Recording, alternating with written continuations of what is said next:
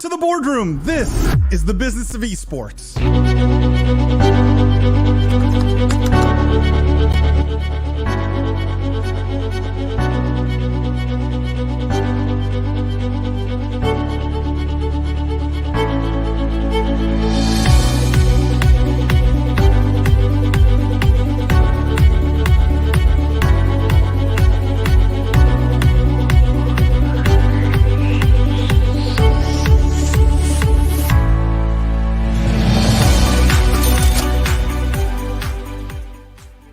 As the prophet of esports, I rely on trustworthy and meaningful data every day.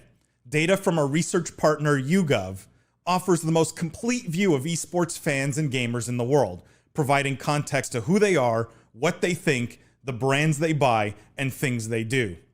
YouGov's connected insights and research services inform strategy at every level. If you're a team, a brand, agency, or rights holder, you should be talking with YouGov. Their partners measure and maximize ROI and are telling compelling stories with data. Visit yougov.com/gaming-esports to learn more. From the keyboard to the boardroom, this is the Business of Esports weekly news live show / after podcast show. We're going with weekly news show. I am Paul Delalibi. I'm joined today by my friends, my co-hosts, Lindsay Poss, Jeff Cohen, Sid Kitten, Chillrog, Jimmy Barada. Huge cast today. Welcome, everyone. For those of you who are new to the live stream, what we do here is we cover all the news and topics from the week from the esports industry. We still dissect, we analyze the business implications of everything happening. We still look at all of it through a business and C-suite lens. But the best part is we get to do it live with you guys. You get to get in our faces, ask questions. We know so many of you, literally hundreds of you, lurk and don't say anything. We love you if you want to do that. It's not a problem. You're welcome to, but we encourage you to get involved, encourage you to ask questions because it makes it that much more fun. If it's your first time here, welcome. If it's like your 10th time here, bring your friends next time, bring your colleagues. How is everyone doing this week? Lindsay, no one to cut you off. I'm doing so good. I was taking a nap right before this, and Kevin set up my entire little studio. And so I just ate a bowl of pineapple, and I came up here, and I'm fully ready to argue with Jeff and have a good night. Should I not put you guys next to each other? Hold on, let me fix that. Let me at least put some separation here. One, I think Jimmy should have his camera on because I want to see his bulldog. So the problem is Jimmy had. So what most people don't know, Jimmy's really into dirt bike racing, and when you race dirt bikes at the level that he does, with the kinds of jumps and flips and like the crazy stuff, the stunts that he pulls, most people don't know this. It's extremely dangerous, and the reckless guy that he is, he threw out his back dirt bike racing, and so unfortunately, guys, he's in a full body cast. You don't want to see it. It's no, you won't have his camera on today, but Jimmy, we all wish you get well soon, right? You're a trooper for even showing up. People usually think that's Nigel Sylvester at XSET, who's the BMX racer, but it's actually Jimbo Danks. So common misconception, but yeah, happy to be here. I am going to get to a bunch of the very nice comments, but quick intro, Sid, Kit, and Chillrog, because you guys are new to the live stream today. Just for our audience, we had you guys on the podcast, so you will be on this week's podcast episode. Everyone should look forward to that. The 2-second just intro on you guys. Okay, so my name is Chillrog. I'm the co-founder of Chili Mountain Esports, New York City-based esports organization. Also stream on Twitch, TikTok, Twitter, like social. And hey guys, I'm Sid Kitten, streamer, content creator, co-owner of Chili Mountain. And hi everybody on my stream watching. I know I see you there. Hi guys. I love it. These guys are streamers, so they are co-streaming on their own Twitch streams, which is amazing. I just want to get to some of these comments. One, he says, it's about time. Goyo Pog, I love you guys for showing up every week. One, he says, I'm the most insightful viewer of yours. One, I mean, you can give yourself that award if you want. I'll let it slide. Goyo says, I just had a massive burrito in preparation for this. I'm very full now. That is the spirit we like to see here. Christian says, "Rest up, JB," and Goyo says, "Hope you feel better soon, Jimmy." There you go. Kind, Thanks, warm wishes for everyone wants Jimmy to get better, but we also want him to stop, doing all of these extreme sports. It's just not safe. Guys, we have so much news to get to this week, a ton of news this week. And I just want to, before we do that, share a couple of the stories that we discussed on the podcast. So what you have to look forward to, and happy to revisit them if you'd like. But let me just tease what stories you can expect on the podcast. The first is Splitgate announcing a $100,000 esports pro series. So that was kind of a fun announcement, fun story, new game, new esports scene. Will be interesting to see where that goes. I think there was a good discussion on the podcast around where does this go, and is this the right amount, and is this the right approach? We also discussed Lil Nas, 100 Thieves, and League of Legends all teaming up for some music video content ahead of the League World Championship group stage. And sort of who's the big winner in this group. You guys know I ask that question a lot. And then finally, 100 Thieves announcing their return to Apex. A bit of the boomerang, they were there and then they were gone and now they're back. And so really good discussion on that. That's what you guys have to look forward to on the podcast. Does anyone on this panel have an interest in Lindsay, Jeff, specifically, obviously? Any of these you have strong feelings on, or anyone in the chat have strong thoughts or feelings on any of these things if we want to revisit? If not, I can jump into some content, some other content, some other What's your news new stories. stuff? Can we talk about all the tabs you have open? Oh, you think this is bad? Yeah. Oh, no, this Has is. that been discussed before? Oh no, this is my good screen. This is the one. These are just the tabs for the show. This is not like I'm the a 12,000. newbie, forgive me. Yeah. This is why you have 256 gigs of RAM on your machine, because you can have 10,000 tabs open. Goyo says 100K Splitgate is super interesting. It is super interesting, Goyo. And my question that I asked on the podcast, and maybe for chat quickly, is they raised 100 million. Is 100,000 enough? Or was that kind of a cheap first shot? Well, what are you trying to get with the 100,000? Are you trying to attract a lot of players? Are you trying to attract an audience? Because I'm not sure the audience per se cares how much the prize is. Like I think to a certain amount. They right? don't. Like if you made the prize 10 million, maybe, but like I don't think the difference in 100,000 and a million is going to get you more viewers. I watch no Fortnite esports, but I went to the Fortnite World Cup. I watch no Dota esports, but I watch TI, right? Because of the big prize money. That's why I said at 10 million. But they raised 100. I mean, they could have done 10 million. You're not going to give.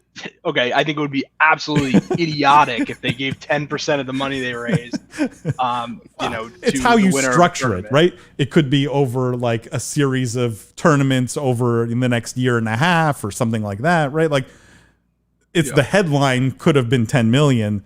How they give it away could have been different. But to that point, then it wouldn't have been that exciting. Like if it was, you wouldn't have watched the Fortnite tournament if it was 100 tournaments for the 10 million. Kind of defeats your exact point. I don't know. Well, I don't know what did everyone else think. Well, I'm curious what our chat. One, he says, "LOL." Goyo says 100,000 next to 100 million is a different story. Goyo, are you suggesting that it's too little? Because that was the argument I made. Robert, hello, welcome. I'm curious what you think of this $100,000 Splitgate. In the meantime, let me introduce a different topic here.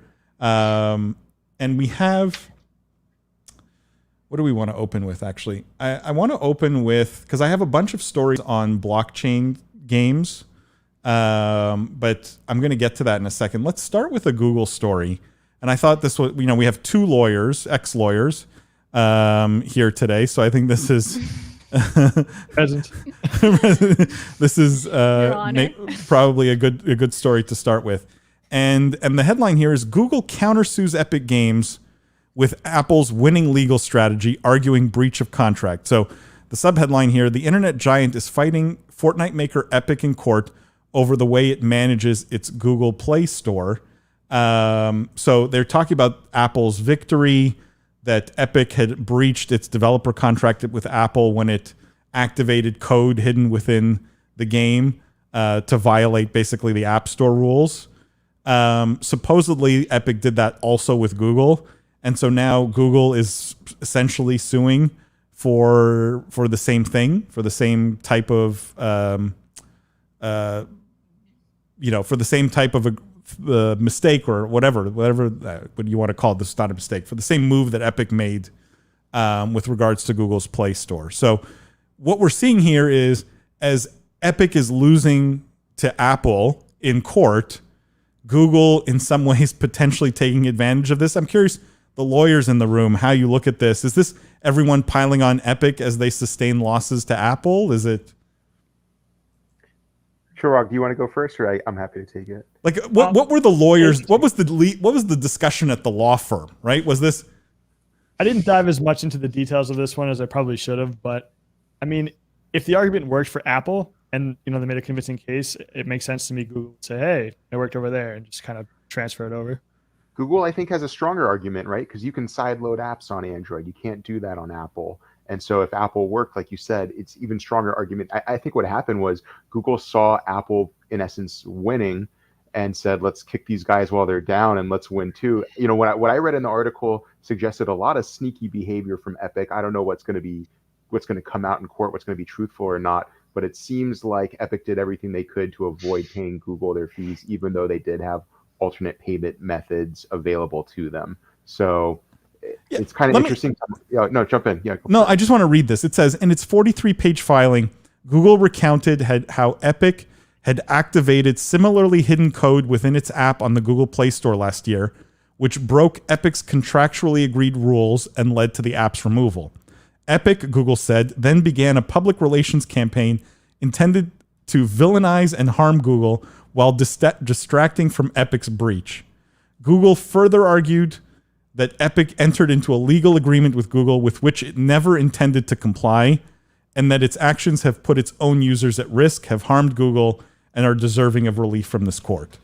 I mean, I know Epic tried to lead this like populist kind of revolt, right? To save the little guy. Apple and Google are the bad guys. Anyone feel like this has spectacularly backfired now if Google starts to pile on from a legal standpoint? Would you say it's an epic backfire? That's a William comment. There you go. No, I mean, what does Google get out of this, right? Like, their money? Do they care? Like, what is the point for Google here? What's the win from a lawyer standpoint? Kind of, it has a nice benefit of like disincentivizing future attempts like this. Not only will it fail, but there'll be these additional negative consequences for you. A little like proactive litigation prevention. I think it also said Apple got some $6 million, right? So Google's probably owed something similar. I wouldn't be surprised. But that's nothing. Fees in there. No, but there's also that's not even paying the lawyers' fees. You know that. Yeah. Well, there's probably a separate provision for that. I wouldn't be surprised that they would get fees on top of it. But yeah, to Chirag's point, it's definitely to deter future companies from doing the same. I just want to get to some of these comments. Goyo says definitely too little talking about Splitgate. I agree. Christian, Twitch source code leak. Christian, we talked about it on last week's live stream. I don't know if you had a specific thing you wanted to talk about, but we did cover it last week, and it was a really fun discussion. I don't know if you watched that weekly news show, but happy to discuss anything you might want if you have specifics there. Sean says, hey, hope everyone's having a good day. Sean, welcome. Goyo says, Epic as the little guy, LOL. I mean, next to Google and Apple, right? Is that not a fair characterization? I don't know. And Adam says, William, you sound so different. William does sound different here, Adam. Guys, I want to, let's stay on the Epic thing for a second here, because there's another piece of Epic news. And if William was here, he definitely, I think, would have appreciated this. And this one, very different sort of Epic news. Maybe purposeful that this news came out this week in light of the continued legal losses to Apple and Google. But The headline here, Epic Games may make Fortnite movie as part of entertainment expansion. Supposedly they're considering launching an entertainment division focused on scripted video programming and could develop feature film products. They've hired 2 executives from Lucasfilm. So, supposedly they're serious about expanding into movies. Who here loves the idea of a Fortnite movie? Who here thinks it may water down the brand? I'm curious to get everyone's view on the Fortnite movie. Sid, maybe start with you. So the first thing that comes to mind is when World of Warcraft made their movie. Oh no, don't bring that up. That's a sore spot. That should have been a great movie. I love it. Come on, you couldn't have loved it. I'm a World of Warcraft junkie, so it was just awesome for me. I watched it I don't know, last month. I watched it all the time. So, but I know a lot of people didn't feel that way. So just hoping that if they do it, it can get a better consensus or just do better in general. But I mean, I know the diehards are big fans of the movie, but that's the first thing that comes to mind. But I say go for it. Will this succeed? What does your crystal ball tell you? Will the Fortnite movie be a success? I think so. Anyone thinks it won't? Well, I think it'll succeed and make a lot of money, but I'm not necessarily bullish on Epic doing this. I mean, we typically, when we talk about video game companies crossing over into kind of more linear entertainment and linear entertainment companies crossing over to video games, I would say we're generally pretty positive on that. We usually are supportive of both, both bleeding into the other side. But the weird thing here with Epic is this isn't really Epic's forte. They're not storytellers. I wouldn't say Fortnite. I guess there's some sort of lore and narrative kind of story to it, a little bit maybe, but not really. Not really. That was me sort of couching a little bit so you didn't say you're dead wrong. But it's not World of Warcraft or League of Legends where there's backstory, or there's plenty of games that are even better than that. But Epic's not a story-driven narrative studio. So to me, this isn't a core competency. So I'm not. While I think the movie will probably make bundles of money because it's Fortnite and it's a movie, but I don't see this as a great move for Epic. Let me just make kind of a weird argument here. The Warcraft movie did suck. Okay, it sucked. But World of Warcraft has enough content and lore to make 20 movies if you wanted, right? You could literally probably make 20 movies out of just World of Warcraft content and lore. Is it maybe the fact that there's so much lore in something like World of Warcraft, trying to condense it into one feature film is impossible to get right? Whereas with Fortnite, it's kind of a blank slate because, like you said, Jeff, the reality is the cutscenes for their new seasons and chapters are the worst part of Fortnite, right? There's no story. They're not that good.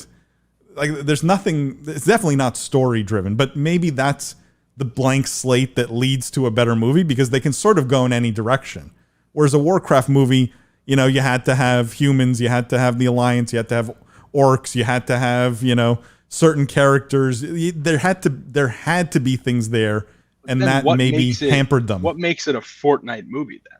It's just set in. I don't know.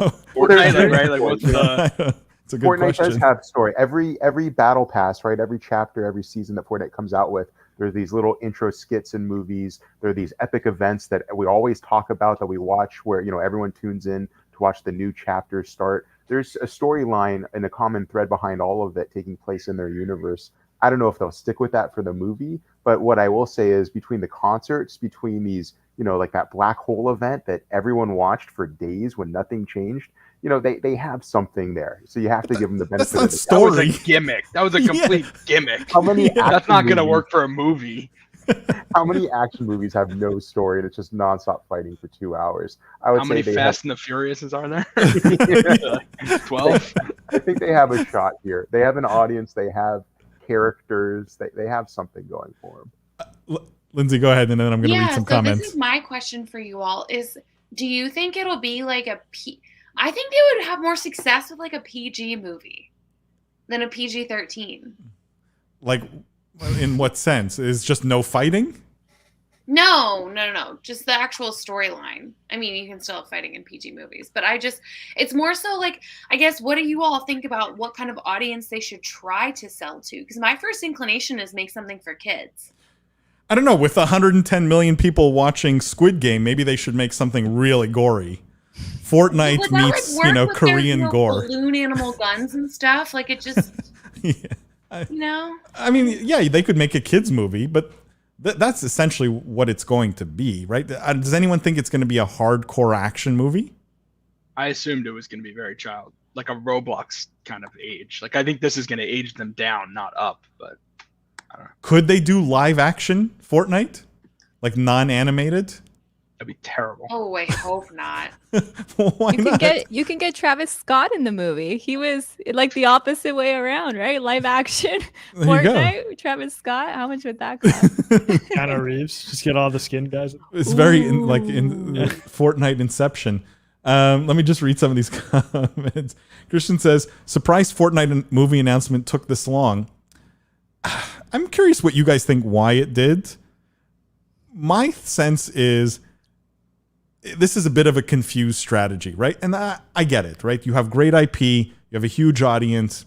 Making a movie sort of makes probably business and financial sense. The problem is you're supposed to be the spearhead of the metaverse, right? Like the front line moving into this virtual world. Going backwards and making a traditional movie feels a little like taking a step back.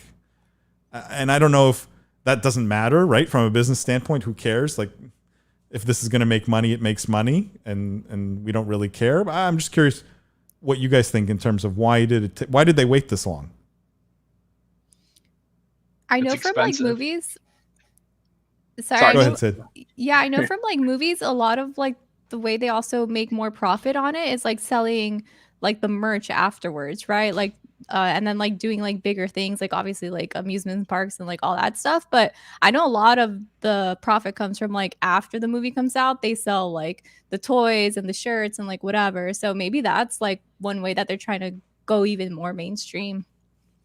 But the more physical that they get, right? Selling a Fortnite shirt to me is a lot less exciting from a business model standpoint than selling a Fortnite skin, right? The promise of these companies at the spearhead of the metaverse is we're getting rid of the physical, right? This is about the virtual. This is about selling digital goods and immersing you in a virtual world.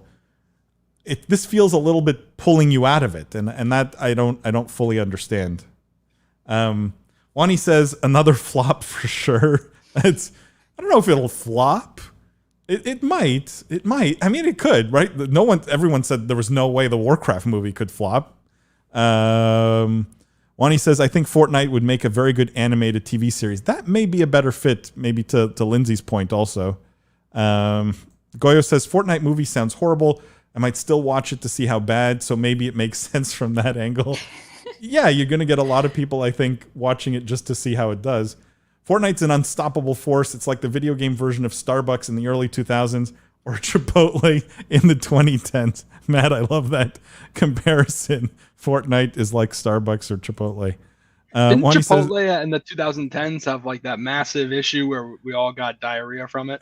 Like, wasn't that like a big like what was it, the E. coli or something? Yeah, there goes Chipotle as a potential sponsor. Sorry, stock Jimmy. Is stronger than ever.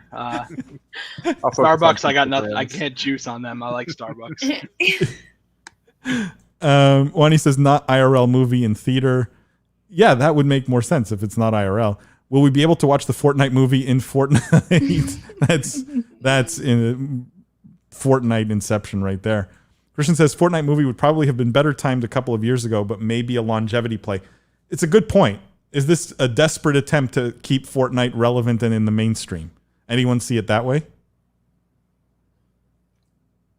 I don't know about desperate, but okay, sorry. I wouldn't added a bit of color. You're saying that as if, but you say that with a negative connotation, as if that's a bad thing. Like, shouldn't that be exactly what Epic Games' main strategy as a company is, to like keep Fortnite fresh and in the news? Like, sure, you say it like, oh, they're like trying to keep it in the mainstream. Like, as if that's like a bad strategy for their business. Like haven't we spent a lot of time thing. on this podcast criticizing Nintendo for not moving into other types of multimedia content? Exactly. There's not a lot of downside here. There's a lot of upside for them. But I never saw Epic as desperate as Nintendo, right? Neither is desperate. That's the whole point. Look, but here's the problem, right? The margins on a movie are not the same as the margins on skins. So if your core business is going away and people are playing the game less and buying fewer skins, replacing it with movie revenue, it'll fill a temporary hole, but long term, the trend is still downwards, right? That's the problem. That's 100% true, but I would say, sorry, I'm jumping in over everyone. I'm just hot right now. I would assume that the movie will draw. It's kind of like the virtuous cycle, right? You hope if the movie's remotely good, it drives people back into the game, and then they start buying the skins and kind of re-engaging. So, yeah, sorry, Sid, go ahead. No, yeah, and I think it just goes back to an earlier conversation where we touched on this, where it's like Fortnite is cool to us who we are in the gaming universe, but like people still don't know about Fortnite, you know? So making a movie out of it might bring new eyes to it, to where we think like, oh yeah, like a Fortnite movie sounds lame. But like for them, that's just like another way to like get more eyes on it, which I think is like, it's actually pretty smart. Like I said, we just had Ninja like be in a movie with Ryan Reynolds. Like what? You know, people like we were at the premiere and nobody knew. Nobody was like Ninja except for like me and Chorog at the front. But you see Ryan Reynolds walk by and everyone was like, oh my God, like Ryan Reynolds, you know? So I think it's a good play overall. You're also going to sell twice as many tickets. Like Paul, you were at the Fortnite, world event or, in New York. Think about all the parents that had to bring all those kids there, right? It was all the moms and dads. So that's how the movie's going to be. It's going to be moms and dads, kids, and then kids bringing their friends. I think this works a lot better if it's not animated, if it's actual like flesh and blood human actors. And I actually think Ninja and Ryan Reynolds should be the headlines, right? Those should be the characters in this movie. Matt says, I don't care if the movie is amazing, just make the film entertaining and it will be considered a success. It's true. Fortnite once again dominating the metaverse space, but this is them leaving the metaverse, so I don't agree with that. Sean says they have saved the world segment of Fortnite, a little bit of storyline there. That is true. The problem is I don't think do you guys know anyone who plays Save the World? That famously did very well. I don't know if there's much of an audience there. Robert says the more overlap between TV, movie content, and video games is a great cultural movement. As we see more audience engagement in the world, the game creates and paves the way for a more cinematic engagement that should evolve back into competitive game environments for a more cinematic, inclusive, and engaging esports experience. In an ideal world, that's how it works, guys, right? Like there's synergies both ways. Like the movie builds on the game, right? Increases engagement in the game, things like that. And the game and vice versa, right? Stuff from the movie comes back into the game. I agree. I don't know if anyone disagrees with that. Christian says, I imagine a Teenage Mutant Ninja Turtle-like movie. Are they doing a new one? I think there's a new one coming out. Six Cannon says, if I don't see Ninja at least 3 times during its rhyme time, I'll riot. If Free Guy can show streamers multiple times throughout their movie, if they don't milk the streamer skins, that feels like a loss. I actually totally agree with that. You're 100% right. Matt says, and they're still everywhere. Adam, Fortnite movie, you can only watch in Fortnite. Watch that be a thing. I don't think they'll do that, though, Adam. Does anyone here think they'll do it only in Fortnite? No. I think that would alienate a lot of the viewers. Amazon, like Netflix and theaters. Like I think they should put this in as many places as they can. Yeah. What I remember them doing with Star Wars were exclusive sneak peeks, and then that J.J. Abrams appearance. Maybe they'll integrate it that way. Some type of pre-launch release. Interactive movie, Fortnite movie in Fortnite. Yeah, I think they would be giving up too much dollar-wise if they did just that. But if they added it in Fortnite, that could be interesting, like as an additional like alternative. Where you could, but wouldn't it directly cannibalize like movie ticket sales, like fundamentally? maybe after the fact, maybe you put it out on Amazon and put it out on Fortnite and put it out if Netflix got the rights to it at the same time. I don't know. With Netflix trying to get into gaming, does anyone think maybe this goes Netflix exclusive or something like that, where Netflix starts to pick up content like this? Well, they are trying to get into gaming, right? Like that's the next frontier for them. So it could totally be a possibility. Matt says they should take two approaches to this. Either take the Sonic movie approach and make it silly and kind of meme-ish, or use Fortnite as the groundwork to build a universe like Marvel. That would be really cool if they could pull it off. But if they could pull it off. I don't know if there's enough underlying IP there. Adam says you have to play Fortnite, then walk your character to a TV in the game, then you can watch it. I think they're more likely to do tie-ins like if you win a game of Fortnite, you get a coupon off a movie ticket or something like that, right? Potentially. I don't know. There may be ways to do tie-ins, but I don't think they're going to tie it in directly. Adam says like Video Game High School, but Fortnite. Movie ticket stub gives you a special skin. Yeah, I think that's more likely, Adam. I think that's one of the ways they tie those two things together. Fortnite cinematic universe, Goyo says. If they can manage that, William would say this is Epic becoming Disney, but it'll be interesting to see. Any other thoughts on this, guys, before I move on the Fortnite movie? Who here will go see it the day it comes out? Who here would wait in line for a Fortnite movie? I'd wait in line and wear a Fortnite Balenciaga hoodie. Yes. Now you're talking. Yes, Jimmy. I applaud you guys. That is real fandom. Wani says, I think they need to hire the Korean production team for making the movie. I'm not saying this because I'm Korean, but look at Parasite and Squid Game. Yeah, there's definitely some precedent there. Adam says, I'm just spitballing ideas. I didn't say any of them were good. I think they're really good. Movie ticket stub, giving you a special skin. I think they would get a ton of kids buying tickets just to get the special skin. They gave away free HyperX like cloud headphones at like the Free Guy premiere. So, and like ice cream and like whatever. So I mean, like they're like doing it big. I mean, I could see integrations like that for sure. Six Cannon says, in terms of story, some of the later seasons might be a problem. They introduced collaborations of Halo, DC, and other IPs which were tied to the season event. Yeah, but they don't need to bring any of that into the movies, right, necessarily. And even if they did, I'm sure those other companies would love the product placement. You don't think Halo would love like free product placement inside a Fortnite movie? Goyo says, Parasite is a banger. There you go, guys. True. True. It's Korean culture seeping into everything. Let's talk about another video game publisher here. And I thought this story was interesting just because the headline is so clickbaity.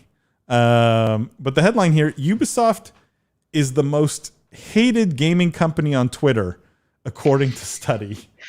By the way, Capcom and Game Freak follow after Ubisoft as most hated gaming brands in the world. It says, though Ubisoft is far ahead. I love how it has to specify. And so recently, Rave Reviews conducted this experiment to figure out the most hated gaming brands in the world are. One of the most notable is that Ubisoft has been proven to be the most hated gaming company on Twitter, according to the data collected. Look, we don't need to do too much Ubisoft bashing. But just so you understand in terms of the runner-ups for the most hated gaming brands, Capcom was the most hated in 9 countries. Ubisoft was the first most hated in 23 countries. Game Freak most hated in 4 countries. Konami most hated in 3 countries. And Activision most hated in 2 countries. So 23 countries felt Ubisoft was the most hated gaming brand in the world. I'm curious how or why you guys think Ubisoft got there. Lindsay, I just was going to say, did this surveying happen pre-Activision Blizzard lawsuit? This survey, I don't know when they conducted it. Okay, just out of curiosity. The writing is too small here. I would assume it happened pre-Activision Blizzard lawsuit, which would mean that Ubisoft was the This is the one with prob- massive probably inequality true. issues at the time. This could be true. Could be true. But any thoughts on why? Jeff, did you follow Ubisoft? I did. I did cover them. I mean, they've had a lot of issues. Obviously, the ones that Lindsay highlighted. I would say that's unfortunately not uncommon in the gaming industry, right? Riot had similar issues to that. Now Activision, we're kind of learning that that's something that's way too prevalent in the industry, but I don't necessarily want to touch on that. In terms of their games, I mean, they had a series of issues. I forget the game. It was Ghost Recon Breakpoint, maybe, that came out and was sort of like pay to win, had a lot of server issues, just was like a terrible launch, really underperformed expectations. I think they had a number of games that had to delay at that point. So just execution issues that they were having. I think there's a lot of concerns that a lot of their games are very similar and formulaic. So, I think they with that game sort of took the mantle from, because usually EA is listed pretty high on this list. I noticed you didn't even really mention them, which is kind of surprising, that maybe they've done a good job over the last year or two rehabilitating their image in the gamer's mind. I know with Battlefront and some of the issues they had, even with the last Battlefield, they were, as of a couple of years ago, kind of super villain number one. So it's a little surprising not to see them on there. I mean, part of the problem is the survey was all done on Twitter, right? And so it's like, who has they looked at percent rate of negative tweets, right? And so one of the companies, Game Freak, who was on this list, it says has 100% rate of negative tweets in Canada. Like one dude in Canada, like, just talking shit. Right? There's definitely. I would love to see the results from Reddit. That would be so funny. Definitely methodology issues. Yeah. But like, it also says Sony's the most hated global brand in the world, according to this study. Hated most in 10 different countries, which is weird, right? Again, Twitter is probably part of the problem here, and I think one of you guys mentioned it. Let me just read some of these comments here. I'm getting way behind. Sorry, guys. Wani says, also, can you guys make Sid Kitten a regular for weekly news show asking for a friend? I would love to. There you go. You got your answer, Wani. Six Cannon says, Ubisoft continuing to hold their title in the gaming industry. Goyo says, why did they just measure on Twitter? Easiest to limit where they were getting the info from. I mean, Lindsay, you probably have some thoughts on this. I don't know if anyone else. I know Twitter is easy to gather data because of their APIs. You can essentially ingest the entire Twitter feed, so it makes it quite easy to do this. This is also why, and I'll read Christian's comment here. Survey didn't come from YouGov, so it doesn't matter. But this is also why YouGov's data is just so much better than everyone else's in the industry, because they're not just taking a Twitter feed and ingesting it and having some machine decide the percent of negative tweets. They actually are asking people directly, polling people directly, interviewing people directly, and over large numbers of people, the data sets become very good. So Twitter, because it's easy and cheap, I think Goyo is the answer. Lindsay, I don't know if you had other thoughts. I mean, for all the stats nerds out there, I believe that this is an endogeneity issue, as in the immediate selection of your random sample is inherently biased by people who are actually on the platform of Twitter, which is an extremely small sample of the world. So from this very small sample of the internet, we can conclude that Ubisoft is hated. Now, I mean, the conclusion of that, you anecdotally, and Sid Chilrog, I don't know if you guys agree, like, I feel like there is a lot of complaining about Ubisoft in gaming circles and gaming communities, right? Like, I don't think it's just a Twitter issue. So I'm actually, probably, this is an oversight by me, but the noise about Ubisoft, it didn't reach me somehow. EA, hear a lot of hate. Activision, hear a lot of hate. What was the other one on the list? Riot. Riot, usually, I mean, there was the one big complaint, but besides that, not too much. But yeah, Ubisoft hadn't reached us for some reason. They did go through. I mean, all the big developers went through something similar. But it's an interesting sort of piece of anecdotal evidence that you didn't hear as much about it. And I agree, we didn't hear as much about it. Jeffrey says, "Hi everyone. Hey Jeffrey, great to have you here." Adam, is this actually most hated or just least liked? The way literally the survey is worded, Adam, and I'll show it to you, is the most hated gaming brand in every country. So they clearly asked most hated, not least liked. Christian says survey didn't come from YouGov, so it doesn't matter. Christian, thank you. Your check's in the mail. 6 Canon. No, but it's true. Like the quality of the data set you get is just worlds different because they're not just looking at Twitter. 6 Canon says, I think only recently Capcom started to make a return because of Monster Hunter, Resident Evil, and Devil May Cry 5. So article posted date might be a little important. I mean, this article is literally from 5 days ago. When the study was done and when they collected the data, I'm not entirely sure though. Goyo says Ubisoft may be for most mediocre, but I don't know about most hated. It's fair. At Christian Martin YouTube channel. There you go. Wani says, I meant the company culture in Ubisoft is very, very disturbing as well, so I'm not surprised at all. Yeah, I think to Chilrock's point, they seem to have slid a bit more under the radar though. 6 Cannon says, I understood it as the general disappointment with the company with their day one release problems. They just goof really hard often. That's also true. Like, whatever happened to Hyperscape, guys? Why did that not take off? Splitgate took off all the time. Like, where's Hyperscape? Yeah, what happened to that? It was a good mechanic that they have. That was one where like streamers could like get. It was sort of like the Hunger Games, right? Like people could help. And the movement mechanics were novel. Yeah. Like it had novel things like Splitgate. Why did that not work? I'm curious, Sid or Chillrock. Did you guys play it on stream? Did you? I saw it a little bit on stream. I followed it very not too much. Maybe the hype wasn't there. I feel like it had a little bit of a pop at the beginning and then just like gone. Yeah.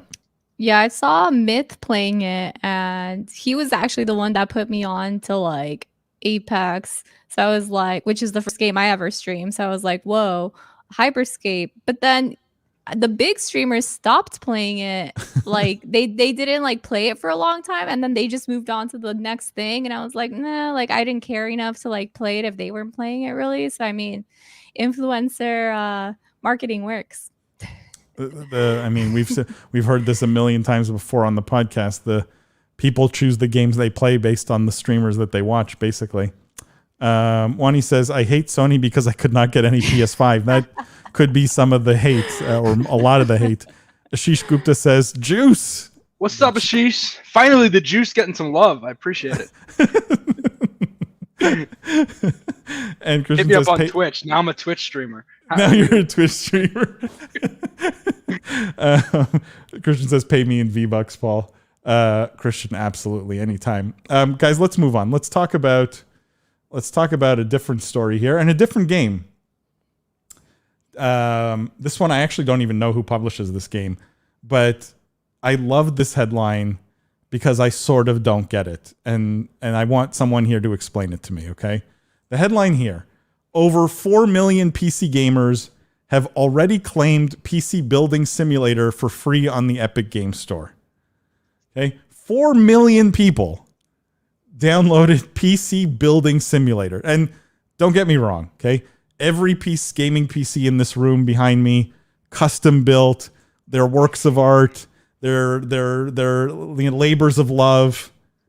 But it's a pain in the ass to build a PC no matter what you're doing, right? It's time consuming, it's a pain in the ass.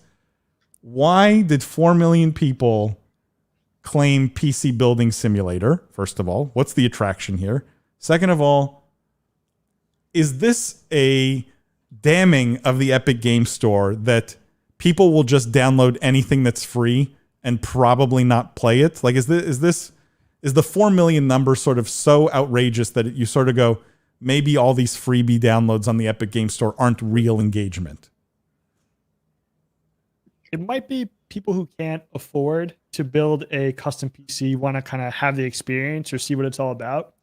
Because as someone who's built a lot of PCs, I would never download this. You're right. It's just like work. Like it's just like something tedious you do to get something nice. But yeah, I think maybe the experience for people who haven't tried it before, and maybe Epic Games' reach is just massive. But like, is the engagement there? Like, do we think what percentage of these 4 million downloads are actually going to be players of this game? 2%. Really, you think that low? No, I don't think. That's not a serious guess. But to your point, Paul, I do think that people jump on the opportunity to download free games from the Epic Game Store, and I think as soon as they stop offering them, they're going to leave. I don't know what that balance is like. I can't say if that's half of people or if it's 3/4 of people. But what I can confidently say is it's a significant amount. It's not like 5% of people download them and never play them, but love the Epic Game Store.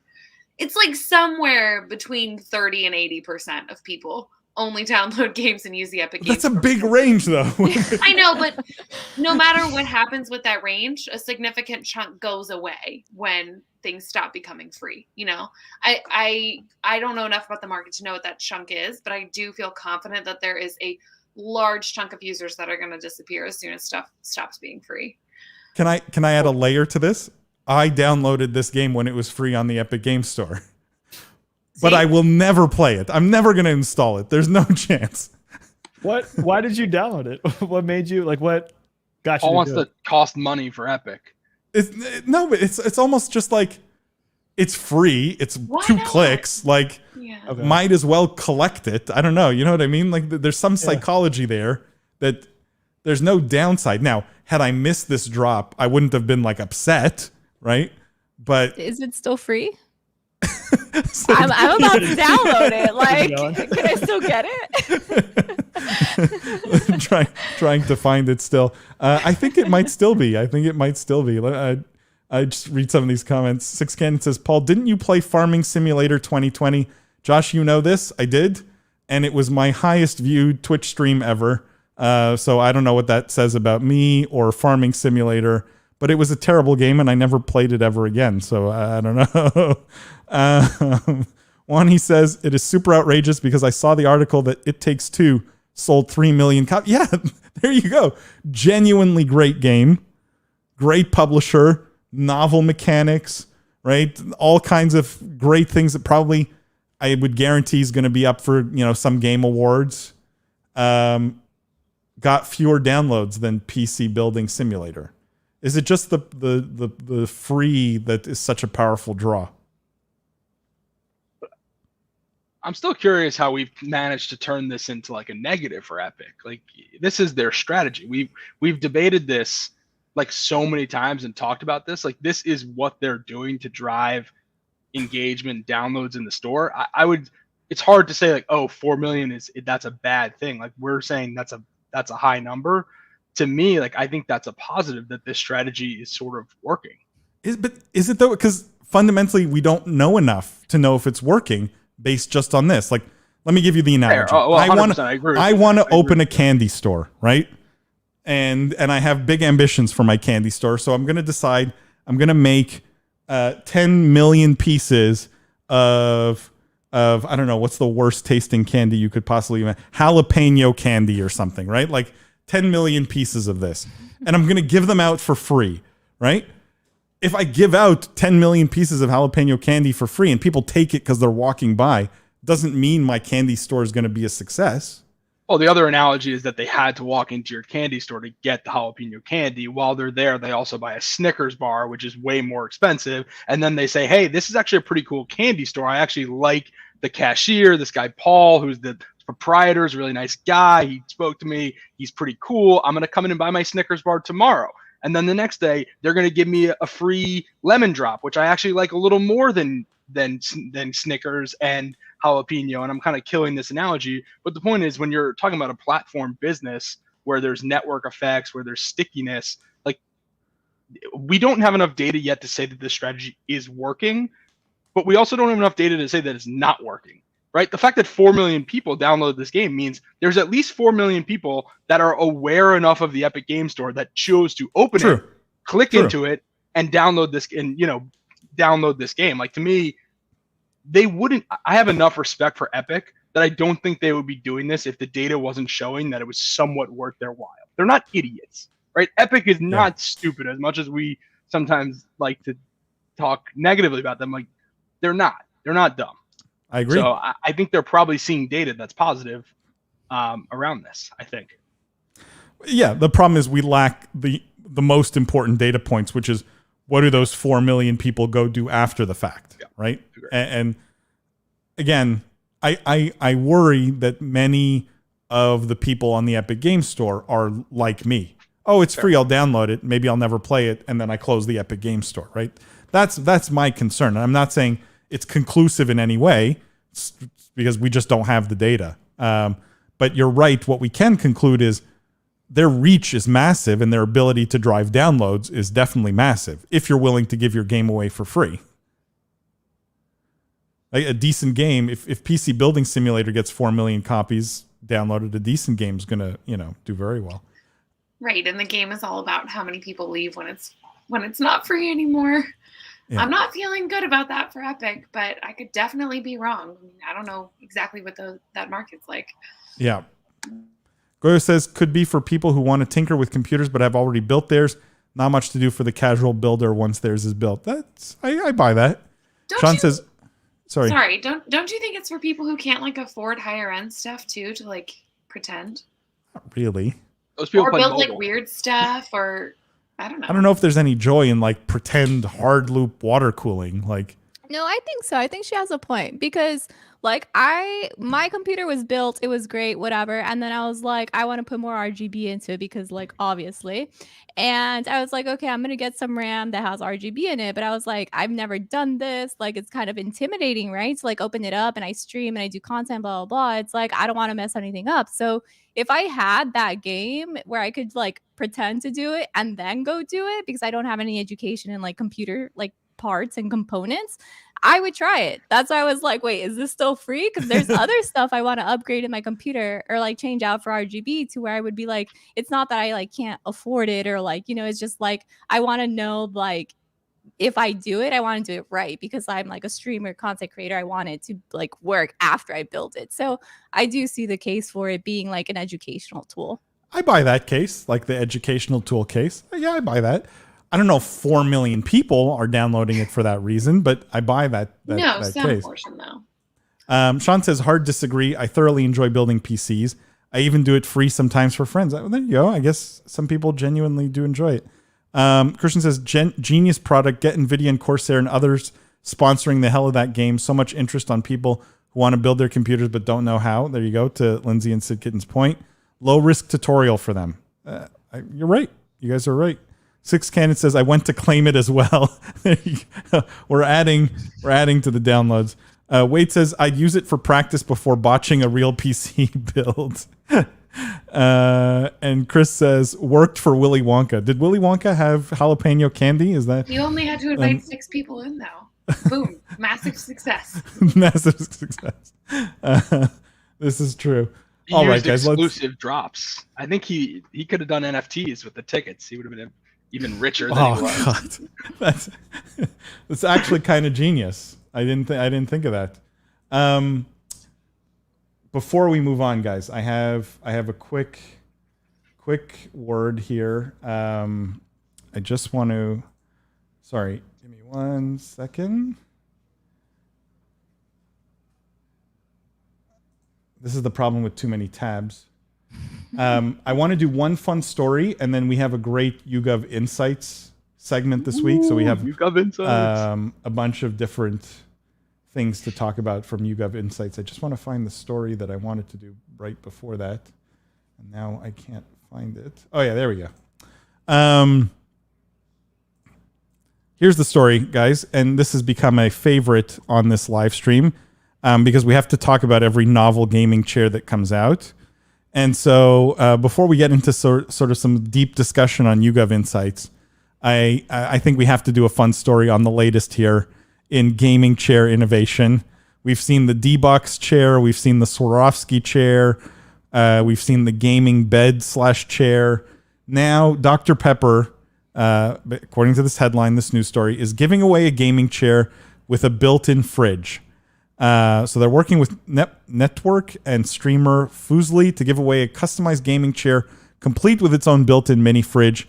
It holds 18 12-ounce cans, standard size, not tall boys, very specific here. And the contest will run until tomorrow, basically. And so if you want to win this Dr. Pepper gaming chair, and here's the picture with the Dr. Pepper, obviously cans built into this fridge. What do we think of this latest iteration of the gaming chair? Now, is this for sale also, or it's like a one-time? I'm pretty sure it's a one-time. Would you buy it if it was for sale, Chilrog? No, I don't think so. Just because maybe if I was a console gamer, but as a PC gamer, I don't think it really fits. That's true. That's like true. Kind of big and awkward. It is kind of big and awkward. The fridge is like integrated into the hand rests, which feels like the worst places to put them. I don't know. It's like a living room, like old school kind of feel too. Feeling like casual console gamer for that one. Jeff, you're the console gamer here. Shots fired. Yeah, seriously. Well, that's actually wow, a compliment. Chilrog. Not that all console gamers are casual, but this one's for a casual console gamer. I like console gaming. I like comfy chairs, and I actually really like Dr. Pepper. I could also maybe put alcoholic beverages in that cooler as well. So I'm in on this. I also like that they're giving it away. We've seen some of these activations in the past, and you guys have been like, why don't they sell this? It would be so much better. I think you got to do it as a giveaway, because otherwise then people get mad if it runs out. Like, I think it's just better to do it as sort of a limited giveaway or a contest win versus make it a commercial product. Jimmy, in your current state, do you love this? It looks comfy, but unless there's a massager as part of that, I'm not interested at the moment. not sold on this. So you guys are. I always come back to this one question, which is, what is the market for high-end gaming chairs? Is there a world where the Dr. Pepper chair with the built-in fridge, people will buy this at a $2,000 price point? No. I feel like this, usually I love these kinds of things. I loved the Xbox fridge. I loved the KFC bucket console. I loved the Budweiser one that held 2 cans of Budweiser and kept them cold. This feels like an extremely, like, they basically built a recliner and said, oh, it's for gaming. It's just such a lazy application of the word gaming and for the gaming market. They should have just been like, we built a recliner for your Dr. Pepper, and like left it at that. And I think it would have been more interesting. You guys are such difficult consumers. Yeah, I'm picky. What really of it? picky. It's a comfy chair with a fridge. Why wouldn't you buy that? I don't understand all the gaming chair hate. Let me read these comments and then we're going to do YouGov. Wade says, hey, did your NFT ever sell, Paul? Wade, it's still for sale. Actually, we have a few more planned. It is the world's first esports NFT, and it's still for sale, Wade, if you're looking. Goyo says, gaming chair title is misleading, more like a lounge chair. Yeah, I mean, if you can game from it, it's a gaming chair. I don't know. One, he says, I'm going to take a picture of me putting 50 Diet Pepsi to that chair if I win. That's just vicious. Goyo says Dr. Pepper is the GOAT. There you go. Doesn't Pepsi own Dr. Pepper? No, Snap owns Dr. Pepper. I don't know. I didn't know you were up to speed on the beverage industry. Well, I was gonna say putting the Pepsi in wouldn't be that bad if Pepsi owns them, but I think it's actually Snap owns Dr. Pepper. Wait, am I really? Doesn't matter. Am I really the only one that wants this? No, I'd buy it. I'd buy it. Buy it? Okay, thank you. I think it's a bit bulky. It could be slimmed down. It's like the situation where you have like a 2-story house and you keep. Let me know if I'm the only one, but I keep like a mini fridge on the 2nd floor just so I don't have to walk downstairs to get a soda, right? So I mean, like, come on. Well, that's what Chilrog's for. No, come on. But it's like the same thing, right? So it's like you don't have to walk downstairs to get your soda. It's like your drink's like right there. And there's like streamer rooms where you like keep a drink there. It's like you don't want to walk all the way to the kitchen. Like, I don't know. Maybe I'm just like really lazy, but I'm down. People could make the argument that you're just as good with a gaming chair and a mini fridge next to it, right? So what is the purpose of the integration? This is why I think this was a little half-baked, right? There was probably better ways to integrate it so that, for example, like Like I would have rather seen something like, those Camelback where you could be, you'd be drinking while you're gaming, so you don't have to stop and open or, crack a can open or anything like You're that. just giving me ideas now. There you go. Put some G Fuel in it. Like I'll be gaming all night. We need to talk to G Fuel about doing something like this. Business of Esports chair that feeds you G Fuel at the same time. Let's go. Guys, before we continue, quick word. This live stream, Business of Esports live stream, this weekly news show supported by YouGov. They're a leading international research firm. They produce the best data on gamers, games, esports fans around the world. I've mentioned this many times before. They have a bunch of free gaming and esports reports at yougov.com/gaming-esports. I'll put the link in all of the chats where everyone's watching. I highly recommend going and checking them out. There's just a ton of good data there. It's completely free. If you are interested in working with YouGov, reach out to me, reach out to Jimmy. We can connect you, or reach out to them directly. Tell them you saw them on the Business of Esports. We know they will appreciate it, and we appreciate it as they are tremendous supporters of this show. I will say we do have some very interesting data from them this week, and I want to bring some of it up here. And I think, as you guys know, we've talked about sort of this intersection between gaming and crypto, and there's some very interesting data to back it up. So let me open the first one here. Let me make sure you guys can see this. Can you guys see this? I don't know why I can't. Yeah, I can. Actually, hold on. Let me try and download this and make it bigger so that, sorry guys. That should be better, I think. Yeah, this I can make bigger now. You guys can see this better, right? Yeah. So here's the headline. It says esports fans are much more engaged with crypto than the general population and more than their millennial/Gen Z peers. So if you look at esports, so they looked at 3 different populations, okay? And they asked them, what percent do you use crypto? And what percentage of those populations use crypto? And if you look here, Australia, let's start with the US. If you look at the US, 13% of esports fans have used cryptocurrency. 13% of 18 to 34s have used cryptocurrency, and the national average is 8%. So esports fans and the 18 to 34 age group index significantly higher in terms of engaging with crypto than the national average. What I thought was interesting is some other countries, that disparity is even greater. Australia, 21% of esports fans use cryptocurrency, which indexes higher than 18 to 34s even, where it's only 14%, and indexes way higher than the national average, which is 9%. Is there anything here, I'm curious if you guys look at this, anything here that stands out specifically for you guys? The U.S. is interesting. How in every other place on this list, at least, an esports fan is much more engaged with crypto than their Gen Z and millennial counterparts. But in the U.S., there's no change. Esports fans are the same as millennial and Gen Z. Why do you think that is, Chilrug? What's the thesis? I'm curious.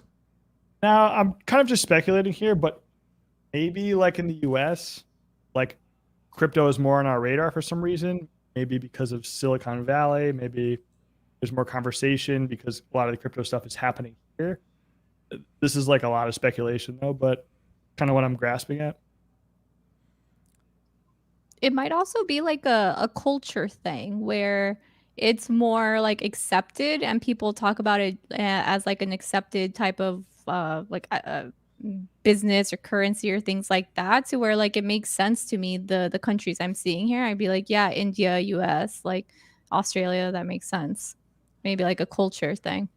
I mean, is anyone shocked? To me, one of the most shocking stats here is 44% of esports fans in India use crypto. Like that's, and yeah. India has a massive esports fan population, like on the order of I think almost like 100 million or more, right? Probably more. Well, I mean, that's not particularly surprising to me because their system of financial services and banking is vastly different, and there's a lot of unbanked people, and crypto can be accessed from a phone. So that actually makes a lot of sense as to why their percentages are so much higher, especially than Australia, the US, and Great Britain. Is that a big application of crypto? Is like, and I payment, say this you mean? as like no, like as like a little bit of a crypto skeptic, and I'm sure if Greg's in the chat, he'll probably send me a message correcting me. But like, are there a lot of people out there that don't have banks that use crypto?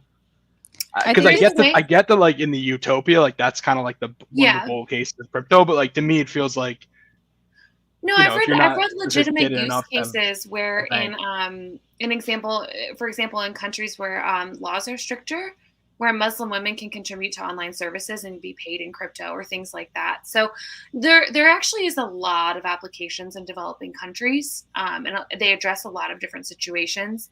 And particularly, I mean, India's government isn't necessarily as unstable as other developing countries, but it's also easy to send money across borders and things like that. So yeah, there's a lot of applications in those countries for crypto. Let me just bring up the second slide here, guys, which I think is also interesting. And that is, hang on, you should be able to, oh no, second.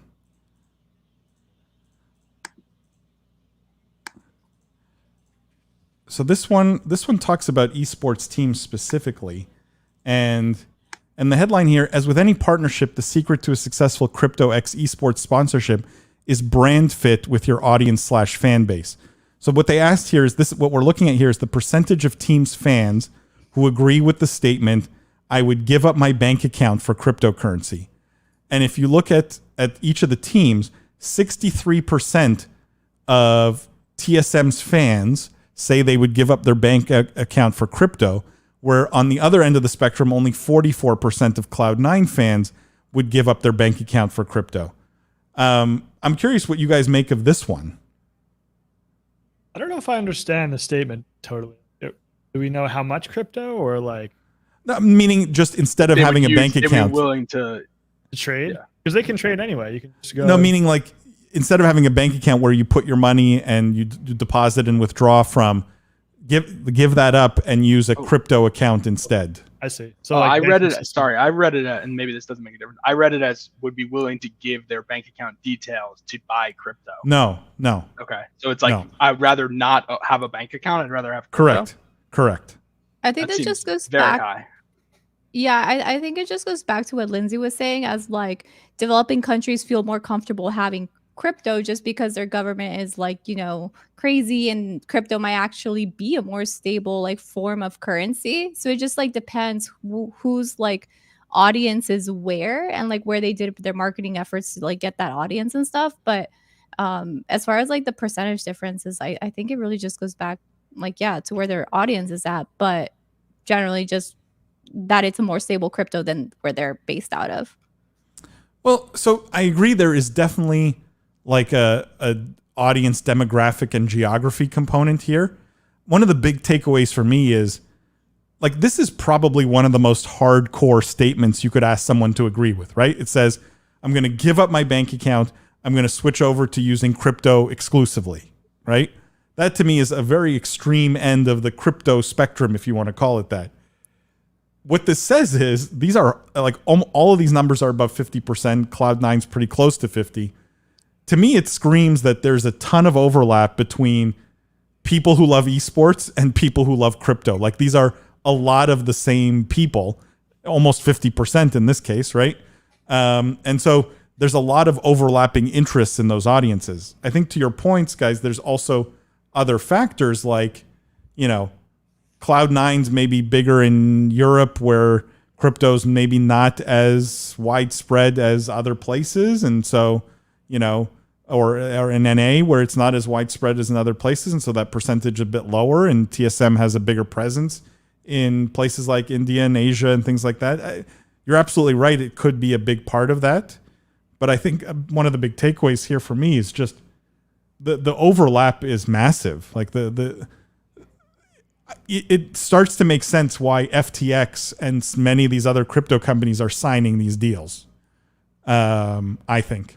Yeah, and I think it just goes to show that like I think it's easy to believe because everybody or most I would want to think people in esports or in technology or in these type of like metaverse spaces are more open to these type of technologies rather than somebody who's like maybe an older generation who like when credit cards came out they were like oh I don't want to put my credit card on the internet, you know, but now everyone's like in the metaverse making transactions through crypto, like what is crypto, like whatever. So it's like people who are in gaming are more into that culture, more open to that idea, maybe younger, and are open to saying like yeah I'll give up my bank account to crypto. It's like the new hot thing. Like it makes sense to me as like someone who's in this like world. Mm-hmm. I agree. Wani says that's crazy, referring to the first slide, I think. Imagine Riot is selling NFTs with the super play from League of Legends. Chris says, Lindsay on point on the unbanked population. Agreed. And also shows how little money esports fans have in their bank account if they want to give it up. Well, no, I don't. They meant it as in like one giving up one mechanism for the other, not not the actual dollars. I have one last slide here from YouGov guys, and you know, we have finally, you know, two women on this show, and I think this is fun because it's related to sort of the gender of followers of esports titles. And the headline here is Riot and esports teams are looking to Valorant as a way to elevate professional female gamers, and females are noticing. And what this slide looks at is the gender of global followers of each esports title. Okay. And if you look, male is in orange, female's in gray here, or gray or brown. And what you see is with something like Rainbow Six, 81% of the global followers of that title are male and only 19% female. And contrast that with Valorant, where 63% are male and a much larger 37% are female. You know, Sid, I know you specifically play Valorant, and I'm curious, does this all sort of check out with you anecdotally? Like, and I'm curious what you feel, if anything, Valorant has maybe done right that Rainbow Six could or should be doing, for example. I think it has to do with the time and age in like life that like Valorant came out. Like it just came out like what 2 years ago, 2 years ago. Like it's fairly new to where in a space where like COD came out, like it wasn't as open to like women in gaming and diversity and like all that stuff. So now that Valorant's out, everyone's like, hey, you can't talk to her like that, or like, hey, like you need to like accept her, like we need women in our esports org, or like those type of conversations are happening now to where it's not, I would say it's to the benefit of like Valorant having come into an age where like this is the conversation in society. So it's more of like societal push rather than the game itself, because there's girls who play COD, there's girls who play Rainbow Six, whatever, but it's more of like they came out in the right time. I think that they're now also pushing that agenda, which is awesome. I agree completely. Like timing is definitely a big part of it. I love that. Lindsay, I don't know if you have any thoughts. Yeah, that was. Or anyone else.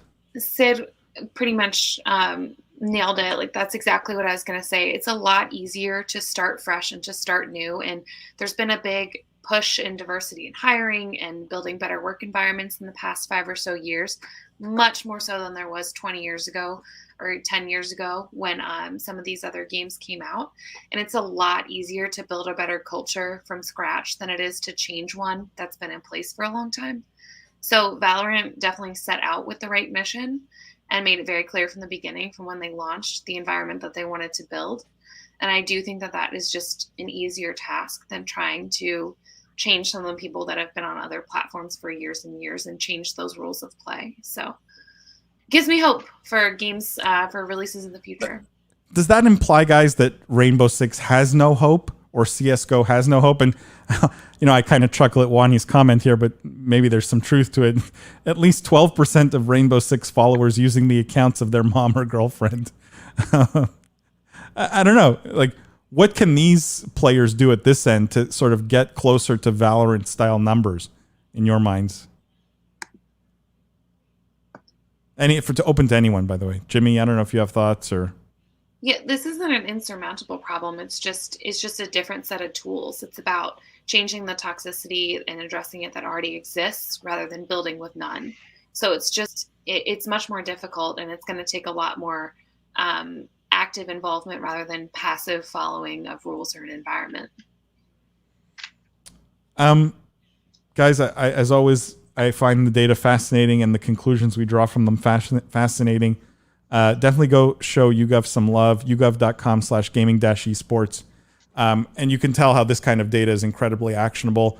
I conclude that we should definitely be, talking to crypto companies because in terms of overlap of audience, it's so strong there. I understand now why they're spending millions of dollars trying to reach gamers. So it's this kind of actionable data that YouGov provides. And we appreciate their support of this live stream. Guys, let's move on. We got a lot to cover still. And let's stay on the crypto theme a little bit because we have two news stories that I want to introduce back to back here. And we did, if you guys remember, a story last week about the Vision Fund. You guys remember that? It was a blockchain gaming only fund. This week, there's two stories. The first is VC fund NFX launches crypto gaming seed fund. So NFX is a relatively large venture fund. They raised a $450 million round or fund to invest in seed stage companies. And 20 million of that, they're making available for what they call fasts, funds that basically they can deploy within 9 days. I'll just read it. It says, apply for pre-seed and seed funding, $500K to $2 million, and get a decision inside of 9 days. So of their $450 million fund, they're dedicating 20 million of this. And this is for companies doing crypto gaming type projects. Next to this, there was also an announcement about Bitcraft. Everyone knows Bitcraft. They raised $75 million token fund for blockchain game investments. So they're going to put that money into blockchain gaming investments, and they hired someone to lead that effort specifically. But it's stage agnostic. They're going to invest in pre-seed up to later stage, and they can invest in tokens and equity. So it's all about blockchain gaming. Between these two announcements and what we saw last week, we now have 3 essentially dedicated funds to this. Curious to get your thoughts in terms of, where does everyone see blockchain gaming going? Is there room for all this venture money? Are we going to see a bit of a bubble there? Just curious, or is all the excitement totally legitimate, not overhyped? We may see 10 more funds. What is everyone's crystal ball telling them? Jimmy or Jeff? I mean, I think the answer is probably yes to a lot of the questions you asked. I mean, this is clearly blockchain gaming is a massive trend that's here to stay. I mean, we've talked about it a number of times kind of on this podcast. With that being said, I do think when you start to have a lot of these dedicated venture funds chasing it, you tend to potentially get frothy valuations and maybe early rounds at valuations that don't really stand up to muster down the road. So I think that's what's happening here. I'm not altogether sure why these funds have to be dedicated blockchain gaming funds, why they can't just be gaming funds and then allocate a portion of their capital to blockchain games.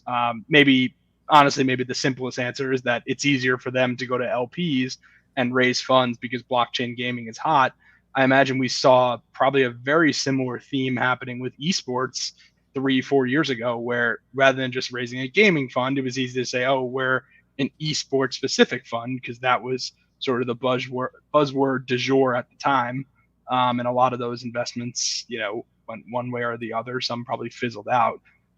So it'll be interesting to see where this ends up. I think, personally, I probably have been a little too skeptical on blockchain gaming, and maybe I need to do a little bit more work, because this is clearly, a trend that's here to stay.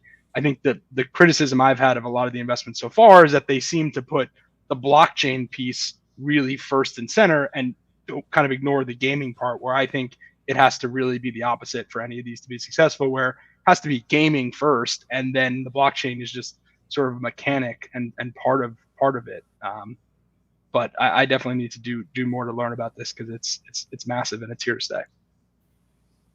Yeah, I would add to that, where I think it just seems like a lot of money being raised, and I don't know if the opportunities available are going to pass all the scrutiny and due diligence required for the investment. So I wouldn't be surprised if a lot of the money goes unspent.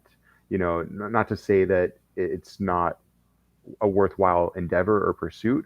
I just don't know enough about the available opportunities for these investments, where they're going to land, if the pool is that large yet, enough to meet the demand, I think, in the hype of these investors. It's one of these things where I think two things will inevitably happen. One, everyone and their dog, next week's going to have a blockchain gaming company.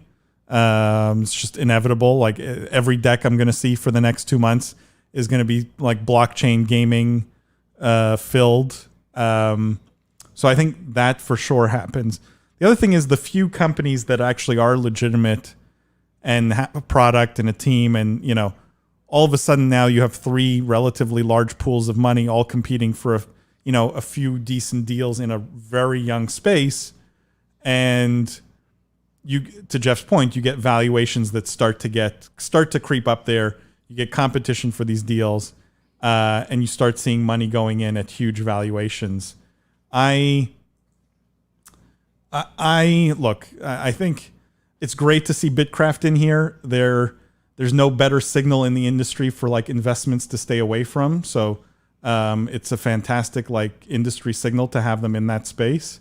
But I believe that, and maybe you guys think this is crazy, we're going to see 10 more funds like this. This is just the beginning. And it's because there's truly that, I think, size of potential in the space. But in the early days, it's going to be a lot of noise. So whether these early funds succeed or not with such a limited scope, probably not. But long term, definitely huge value in the space. I don't know if anyone sees that differently, or anyone in the chat sees that differently, but I read a tweet, and Jeff, maybe to your point, I read a tweet somewhere that someone said that they thought the gateway to crypto was going to be wallets, right? People having wallets for and operating them like bank accounts, right? Like as a substitute to your bank account. And they said, now I believe, and I'm paraphrasing. Now I believe that the gateway to crypto is actually through gaming, and that gaming is the gateway drug, the entry point where people get familiar with crypto. And so it'll be interesting to see if that thesis pans out, right? Where the games are the gateway, but the big picture is over time.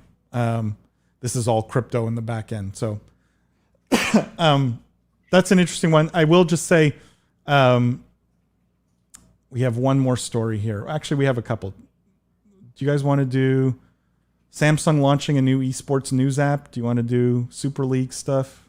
EA stuff? Lightning round. Lightning round? Ooh, I okay. like that. Okay. Yeah, let's do Lightning round, guys. Sid, chill. What we do is we go around. You get literally half a minute. You get 30 seconds. Just your quick and dirty opinion on that story. Okay. Let's start with this one. And we're going to go clockwise here, so I'm going to start with Lindsay. Story here. Bond cars have returned to Rocket League. Lindsay, what do you think? Oh, awesome. Okay. Jimmy. So rad. Okay. You have more than half a second, guys. Jeff. Aston Martins are pretty awesome. This is, right up the Epic playbook of putting, cool branded content in there. And, maybe they'll incorporate this into the Fortnite movie and have James Bond, the new James Bond, come into Fortnite. Jorog? Epic's just awesome at these collabs. I think the new Bond movie's coming out, or it just came out or something. Yeah. Always timely, always cool stuff. Epic continuing to be good with collabs. Sid Kitten? I love this. I'm like trying to become a gear junkie is what I think they're called. So if they put like F1 cars in there, let's go. They did put down for F1 it. cars, I They think. did? I Yeah, need to they did. I need to download Rocket League. I don't know. They did put it in there. By the way, I'm behind. much of the Business of Esports cast is going to be at the F1 race in Austin next week. So if you're there, let us know. Nice. All right, that's the first one. Let's move on to the second one here. Lightning around here. Sorry. Here we go. Samsung launches new esports news app called Jaxon. So this is an app you can download on your phone. It's going to cover a bunch of titles. It's all esports news. Sid Kitten, let's start with you.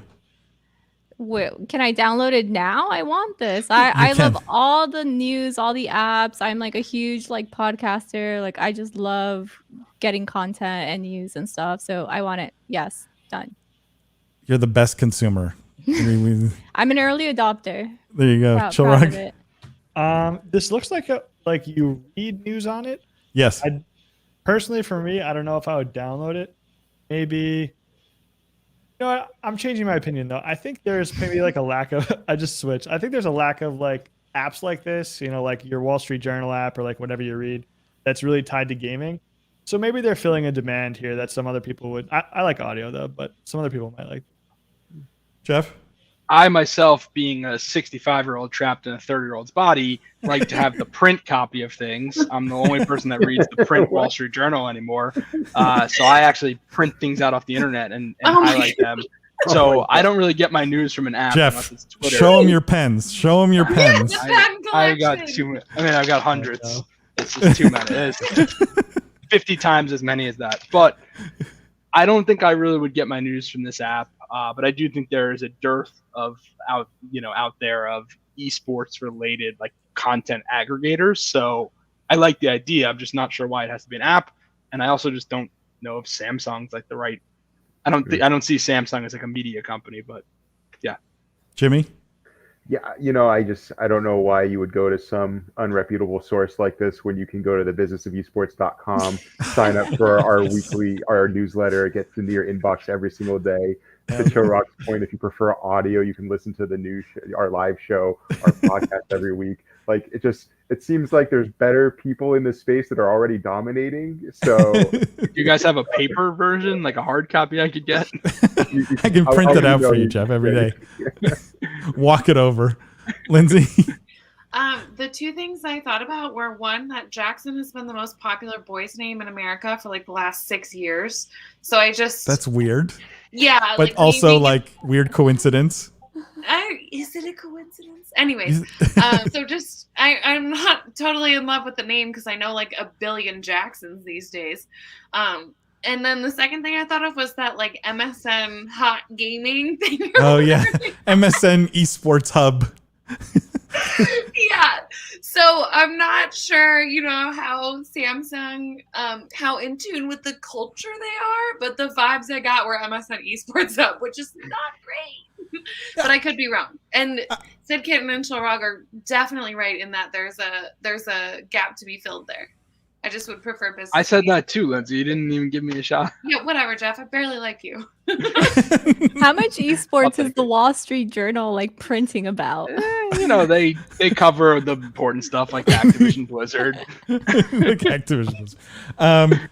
No, but why Jaxon? Like this could have been Samsung Gaming. It could have been some like native Samsung app. They could have bought a small team. Like to me, it's weird that they had to partner for this, and it's like some weird other branding when the gaming space is hot and you should be pushing it on your Samsung phones. That's my take on that. Like the Coldplay album that they just like downloaded on Apple devices. Yeah. Just like weirdly not integrated enough. Super League Gaming buys Roblox ad platform Bloxbiz. Let me just give you to the 2 seconds on this. This is a company that can embed advertising inside of Roblox. So like the kids who are playing Roblox, when they're walking around these virtual worlds, they may see an ad for Dr. Pepper or Chipotle or whatever. So it's an ad tech company. Who likes this direction for Super League? I don't know any of these words. Lindsay, let's start with you. We'll go back the other way. With me? Yeah. Can we start with Jeff? Okay, start with Jeff. The juice. I kind of like this for Super League. I don't know really much about the fundamentals of the business or how big it is or anything like that, but just in general, I like the idea of Super League using their stock as a currency to go acquire assets that could be strategic. Minecraft audience, clearly a strategic audience. I think them building scale in their ad platform and kind of like growing that out is a smart strategy. They have whatever the other Minecraft thing. They have what do they buy? MoPub. So like they have some decent assets on the advertising. Well, this is a Roblox thing. They have a big Super League has a big Minecraft something or other asset. I sound really intelligent right now, but I like what they're doing here in terms of getting the Roblox audience and building in advertising assets.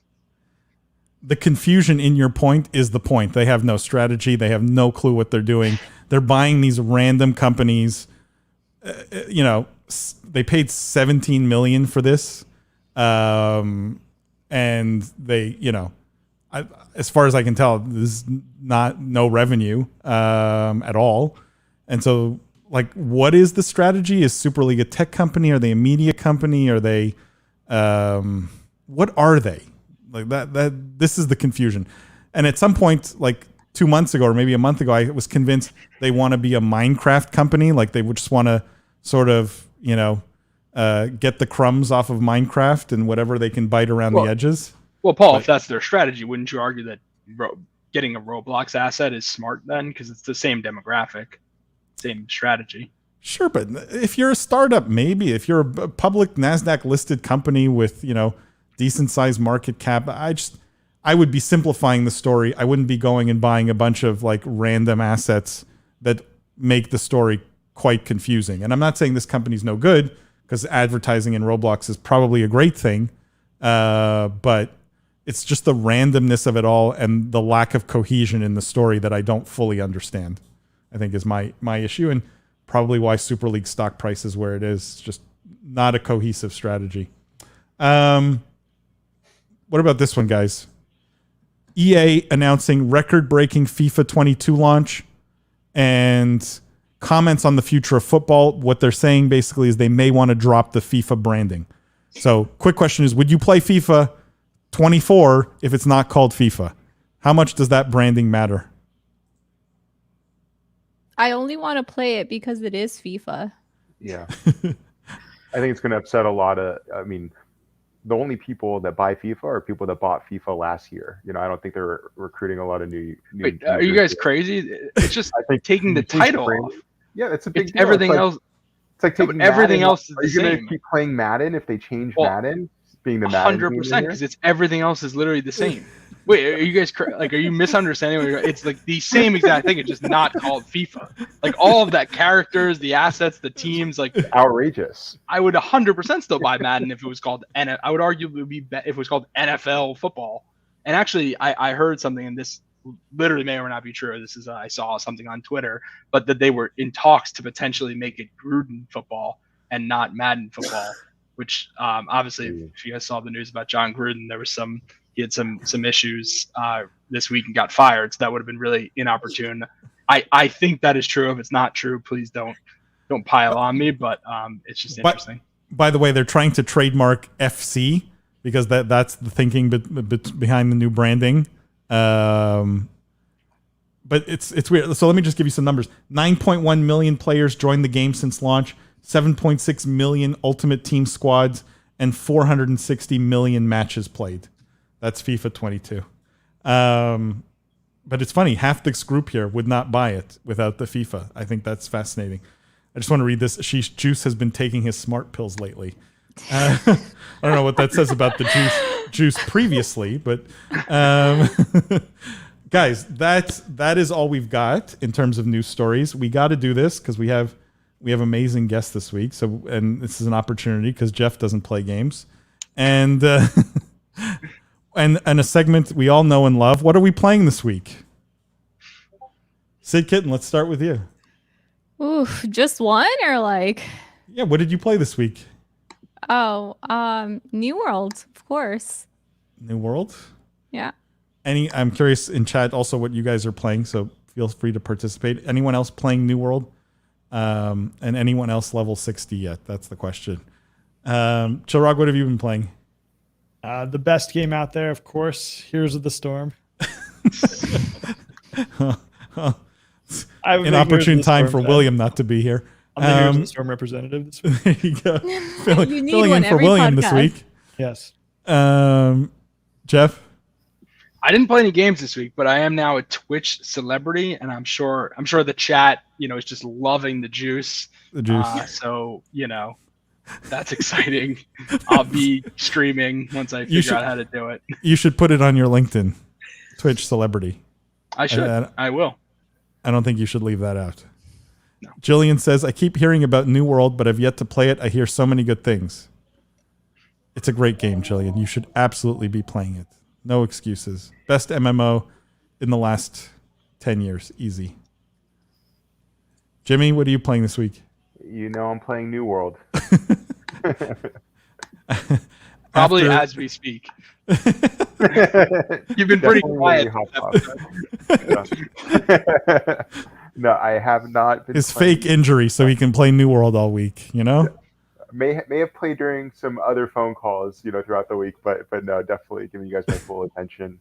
I don't know what to say about it. That you if you want to hear my take, listen to the podcast this week. Paul and I dished about it for about 5 minutes, and yeah, go listen to the podcast. I love the game. Lindsay? Mario Party. Back to it. Interesting. Why did you go back to Mario Party? I don't know. I stopped playing it for a little bit and I try to play other things. And I'm like, guess what? I really want to play Mario Party for the 600 millionth time. That's fair. That's fair. Sean says New World grind. It's fun though. I mean, they know how to get how to get that dopamine hit, whatever it is. This is the crux of the MMO. Give you rewards every so often, so you keep grinding. But it is a beautifully done game, I must admit. And I did get to play a little bit over the long weekend, so that was nice. All right, guys, that wraps up this week's weekly news show. Sid Kitten, Chilrog, before I wrap up here, how can people find you or follow you? Let me shout, let's shout yourselves out. Yeah, guys, you can find me at It's Me Sid Kitten on all your socials, Twitter, Facebook, Instagram, everything. And on Twitch, twitch.tv/Sid Kitten. I'm live Monday, Wednesday, Friday at 6 p.m. Eastern time, currently grinding New World, but you might find me on other stuff during the week.